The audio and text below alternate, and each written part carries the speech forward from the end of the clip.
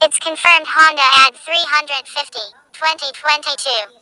Honda has long been rumored to be developing an Adv 350 adventure scooter to sit below the 745cc Adv in the range, and now we've had confirmation as the firm has type approved exactly such a bike in Europe. With the paperwork needed to put the bike on sale complete, it's likely to be no more than a matter of days or weeks before we get sight of the finished machine. And unlike the smaller Adv 150 that's offered in some other markets, the Adv 350's European approvals mean it will almost certainly be sold over here. Forza 350 scooter above donates its main mechanical parts, including the 330cc engine.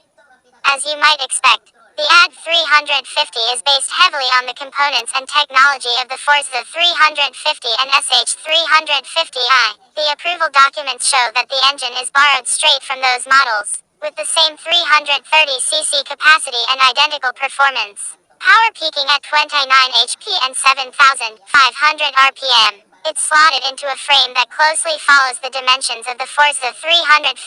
The wheelbase, at 1,520mm, is 10mm longer than the Forza, likely to be a result either of longer forks or the use of larger diameter wheels to give the Adv 350 an off-road look. The overall length is stretched from the Forza 350's 2,147mm to 2,200mm again, probably down to the more off-road style suspension.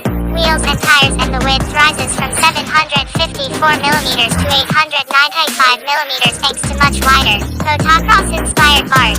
Weight rises, too, from the Forza's 184kg wet to 186 grams for the base version of the Adv 350. There's also a second model that weighs 2 kilograms more at 188kg wet. Although with no changes to other dimensions, it's impossible to tell what change contributes to that additional mass.